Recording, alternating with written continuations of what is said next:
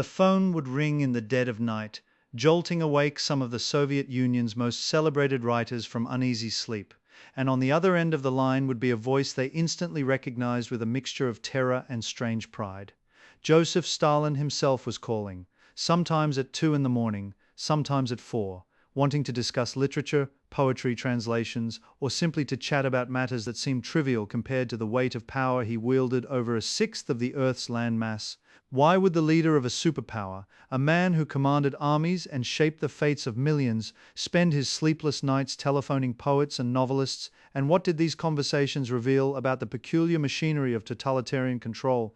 The pattern began in earnest during the 1930s, though Stalin had always paid attention to writers as a distinct class within Soviet society. Unlike the old Tsarist autocracy, which had censored and exiled its dissident authors, but largely ignored those who towed the line, Stalin understood that writers were architects of consciousness itself. They did not merely reflect reality, they constructed it in the minds of citizens who might never meet a Politburo member, but would absorb every word of a popular novel. Control over literature meant control over the interior life of the nation, over the dreams and aspirations and moral frameworks of millions of readers across 11 time zones. This was not censorship as mere suppression, but something far more ambitious, an attempt to colonize imagination itself. The nocturnal calls were not random whims, but deliberate instruments of that colonization. Stalin kept a strange schedule, often working late into the night and sleeping during daylight hours, which meant his active hours overlapped with the sleeping hours of everyone else. When he picked up the phone to call Boris Pasternak or Mikhail Bulgakov or any number of other literary figures, he was catching them at their most vulnerable, disoriented by sleep, unable to consult notes or colleagues, forced to respond with raw honesty or desperate improvisation. The power dynamic was already absolute, but the timing added another layer, a kind of psychological nakedness that served Stalin's purposes perfectly.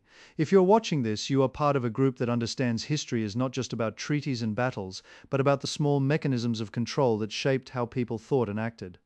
Subscribe now to join others who want to understand how power actually worked behind the Iron Curtain, how it operated not just through tanks and secret police, but through telephone calls and literary journals, and the careful management of who got to tell stories and how. One of the most documented of these midnight conversations occurred in June 1934, when Stalin telephoned Boris Pasternak to ask about the poet Osip Mandelstam. Mandelstam had recently been arrested for writing a 16-line poem that mocked Stalin, calling him the Kremlin mountaineer with fingers fat as grubs, a poem so dangerous that Mandelstam had only recited it to a handful of trusted friends before one of them informed on him. Stalin wanted to know what Pasternak thought of Mandelstam as a poet, whether he was a master of his craft. Pasternak, woken from sleep and suddenly on the phone with the man who held his friend's life in his hands, gave an answer that would haunt him forever. He said that he and Mandelstam belonged to different schools of poetry, and that he could not make judgments about such matters, that they should meet to discuss philosophy and life instead. Stalin responded with a curt remark about poets needing to stick together, then hung up. The call lasted only a few minutes, but its consequences rippled for decades.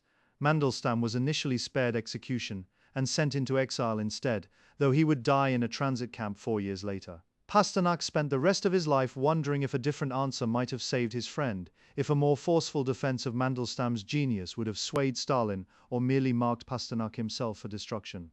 The uncertainty was itself a form of torture, the knowledge that Stalin had turned him into a participant in Mandelstam's fate, complicit through the mere act of answering the phone and attempting to navigate an impossible conversation.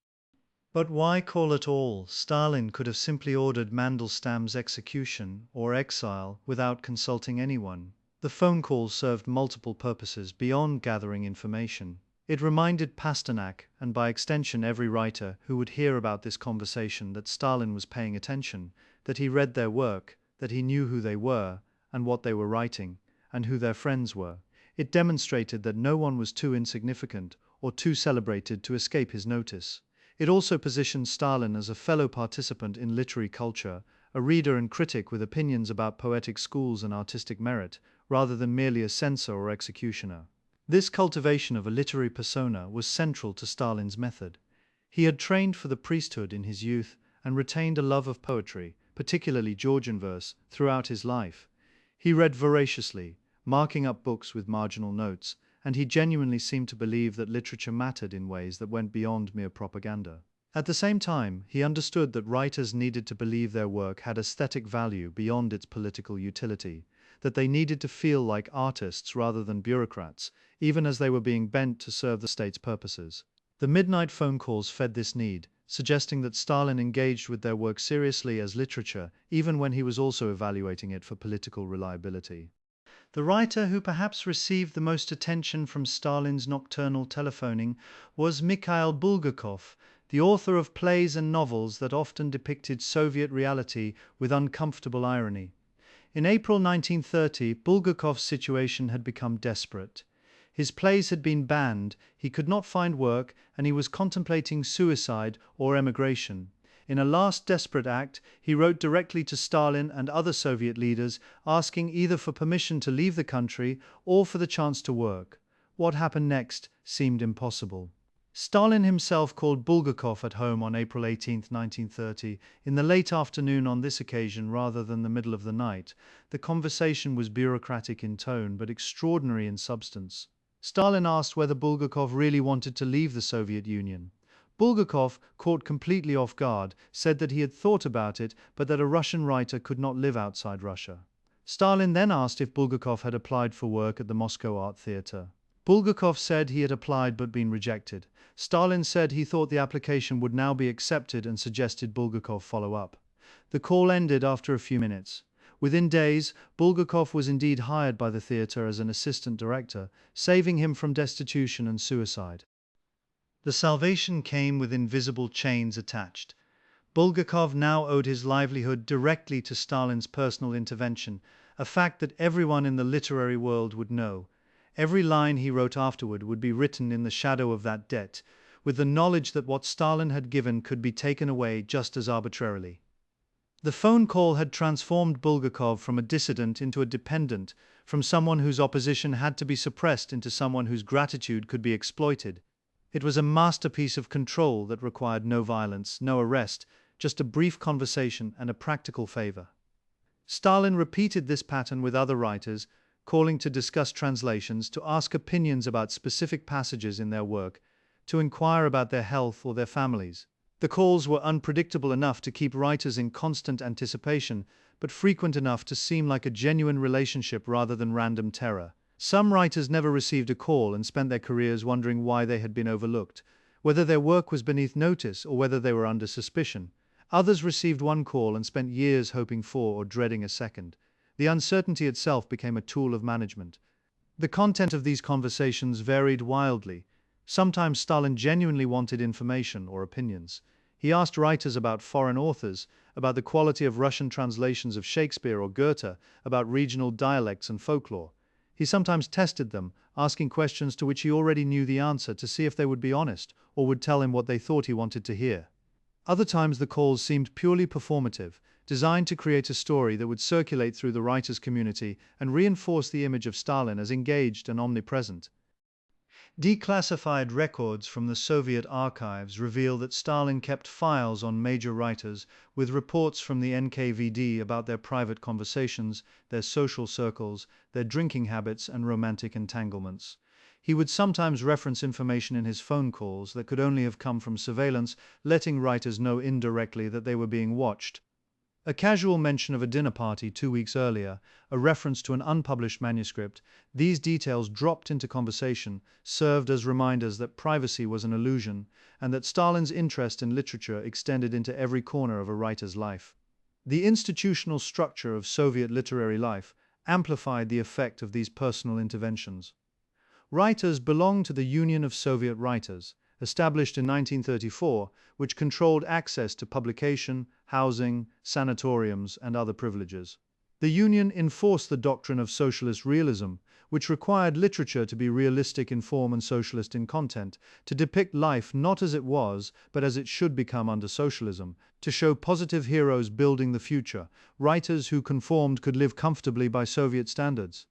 Those who deviated risked expulsion from the Union, which meant losing not just their income but their apartments, their dakas, their medical care. Within this system, a phone call from Stalin carried weight far beyond the conversation itself. If Stalin had called you, everyone knew it. If he had expressed approval of your work, that was better than any official prize. If he had criticized something, that criticism would shape how editors and censors treated everything you wrote afterward. The calls created a parallel hierarchy of favor that could override or reinforce the official structures, adding another layer of uncertainty and competition to an already fraught environment.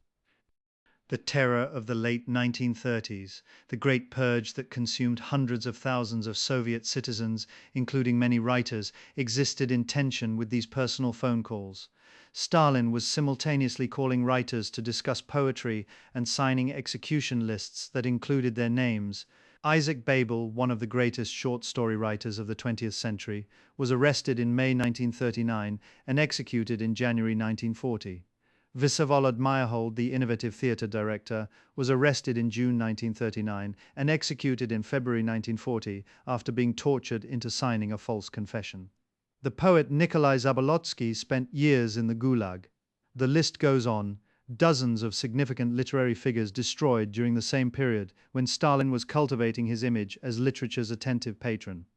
This contradiction was not a bug in the system, but a feature of it. The phone calls and the executions worked together to create an environment of maximum control. Writers knew that talent and fame were no protection, that even personal conversations with Stalin were no guarantee of safety. At the same time, the possibility of favor of a phone call that might save you or elevate your career kept hope alive and kept writers competing for approval rather than uniting in opposition. The system turned literature into a high-stakes game where the rules were unknowable and the referee might call you at 3 in the morning to discuss your last paragraph before signing your death warrant the next day. After Stalin's death in March 1953, the pattern of nocturnal phone calls died with him. His successors did not cultivate the same personal relationships with writers, preferring to work through official channels and party bureaucracy. The Khrushchev thaw allowed some greater freedom of expression, and writers gradually became less central to the state's mechanisms of control as television and other media assumed larger roles. But the writers who had lived through the Stalin era carried the experience with them, and their accounts of those midnight phone calls became part of the historical record, evidence of how totalitarian power operated not just through mass violence, but through intimate intrusion. The legacy of those conversations shaped Soviet and Russian literature in ways that persisted long after the calls stopped coming. Writers learned to self-censor, to imagine Stalin as a reader before writing each sentence, to internalize the censor so thoroughly that external censorship became almost redundant. They learned that sincerity was dangerous, that irony could be fatal, that the safest course was formulaic adherence to official doctrine dressed up with just enough stylistic flourish to maintain self-respect. The literature that survived was often brilliant despite these constraints, with writers developing elaborate techniques of allegory and implication to say what could not be said directly, but the literature that might have been written in freedom was lost. Bulgakov's great novel, The Master and Margarita, written in secret during the 1930s and not published until the 1960s, contains a scene that may reflect his experience of Stalin's phone call. The devil arrives in Moscow and begins manipulating the literary establishment, making phone calls, granting and withdrawing favors, demonstrating absolute power over who gets published and who disappears. The novel suggests that the only way to write truthfully under such conditions was to write for the desk drawer, for posthumous publication, for an audience that might not exist in your lifetime. Bulgakov did exactly that, and his masterpiece survived him. The question of why Stalin made these calls has multiple answers that coexist without contradiction. He called because he genuinely cared about literature and wanted to engage with it. He called because it was an efficient method of control that required minimal resources. He called because it fed his self-image as an intellectual and cultural arbiter. He called because it kept writers off balance and dependent. He called because he could, because the ability to intrude into anyone's life at any hour was itself an expression of the absolute power he had accumulated. All of these motives operated simultaneously, woven together into a system where personal taste and political terror, aesthetic judgment and police surveillance were inseparable. The midnight phone calls were ultimately about the totalitarian ambition to control not just what people did, but what they thought and felt and imagined. Literature was dangerous to this project because it created private experiences, moments when a reader was alone with a book and potentially encountering ideas or emotions that the state had not authorized. By inserting himself into the creation of literature, by making writers aware that he might call at any moment to discuss their work, Stalin attempted to eliminate that privacy, to ensure that even in imagination there was no space beyond his reach. This channel exists because of viewer support, and if you find value in these investigations into how history actually worked, you can support the work through the Ko-fi link in the description. The real horror of the midnight phone calls was not that they were cruel, but that they were sometimes kind. Not that they were arbitrary, but that they followed a logic. Not that they destroyed writers, but that they also saved some and elevated others. A system of pure terror can be resisted or at least understood. A system that mixes genuine engagement with literature, personal charm, practical assistance, and lethal violence in unpredictable combinations is far more difficult to navigate or oppose. The phone ringing in the middle of the night could mean salvation or doom, and the only way to know was to answer it, to hear that voice on the other end, and to navigate the conversation without knowing which word might be your last.